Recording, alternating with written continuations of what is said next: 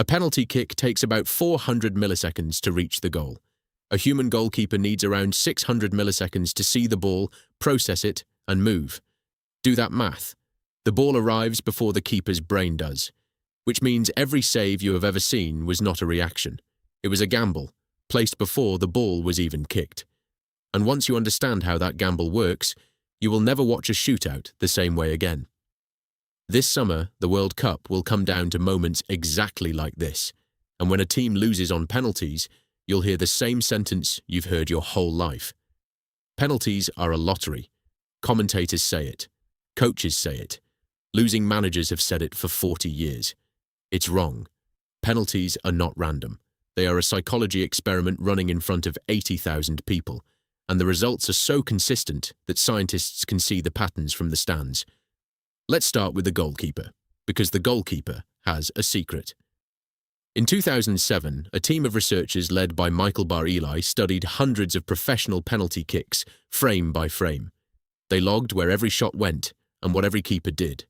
Roughly a third of penalties are struck down the middle, right at the spot where the goalkeeper is already standing, which means one of the best strategies in football is also the simplest one ever discovered. Do nothing, stand still, and a meaningful chunk of penalties fly straight into your arms.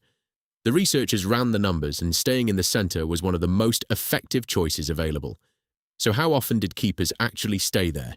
6% of the time. 94% of the time, they dived, left or right, launching themselves through the air, abandoning the centre of the goal at the exact moment the ball was most likely to arrive there. The best strategy in football, available for free, and almost nobody uses it. The researchers asked the keepers why, and the answer is the part that should bother you. The keepers knew. They weren't confused about the data. They dived because of how it would feel. If you dive and the ball goes down the middle, you were beaten trying. If you stand still and the ball flies past you, you just stood there. Same goal conceded. Completely different shame. Psychologists call this action bias. When the stakes are highest, doing something feels safer than doing the right thing.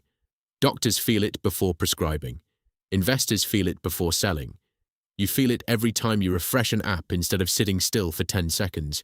The goalkeeper diving past a savable ball is not making a football mistake. He's making a human one.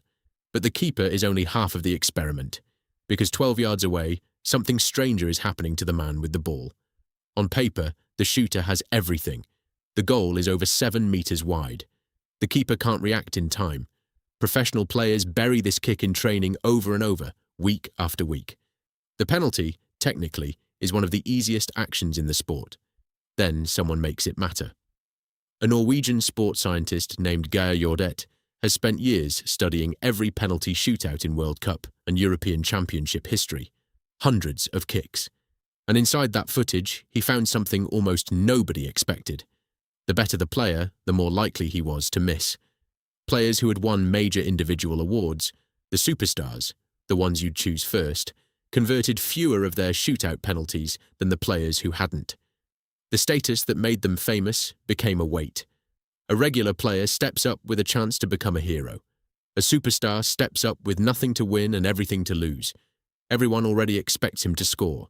The only story left is failure. And under that weight, the body itself starts to change. Jordet's footage shows it happening in plain sight.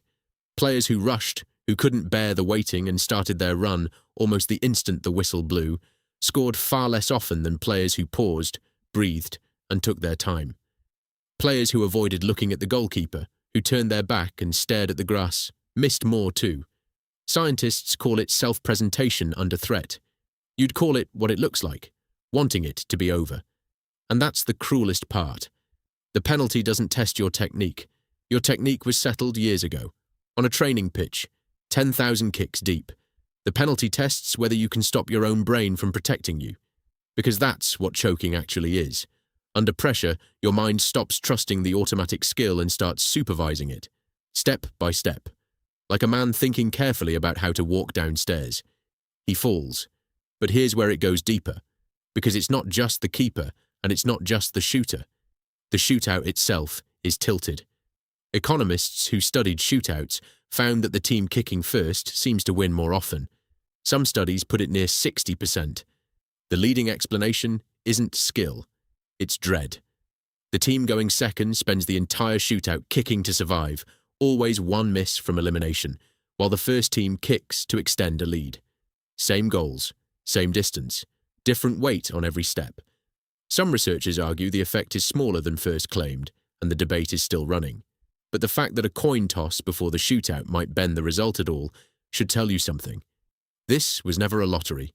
A lottery doesn't care who you are. So no, science can't tell you exactly where the next penalty will go. Professional shooters mix their corners almost perfectly, like poker players hiding a tell. Game theorists have checked. At the level of a single kick, the unpredictability is real. But the misses, the ones that decide tournaments, those aren't random at all. They cluster around rushing, around looking away, around superstars carrying impossible expectations, around keepers diving because standing still feels like dying. The lottery story survives because everyone needs it. The manager gets absolution. The player gets an excuse. The fans get mercy. It's a lottery is the kindest possible description of watching a human being's mind fold in front of the world. So this summer, when the World Cup reaches a shootout, watch it differently. Ignore the ball. Watch the walk from the halfway line. Watch who meets the goalkeeper's eyes and who studies the grass. Watch who waits after the whistle and who runs from the silence. Somewhere in those 10 seconds, the kick is already being decided by ancient machinery that doesn't care about trophies. The same machinery running in you. The same bias that makes you act when you should wait. The same fear of being watched that scrambles a job interview or a wedding speech. 80,000 people will think they're watching a coin flip. You'll know better. You'll be watching the most honest moment in sport. The moment where there is nothing left to hide behind. No teammates, no tactics, no luck worth blaming. Just one human, 12 yards, and a brain doing exactly what brains were built to do, trying to survive being seen.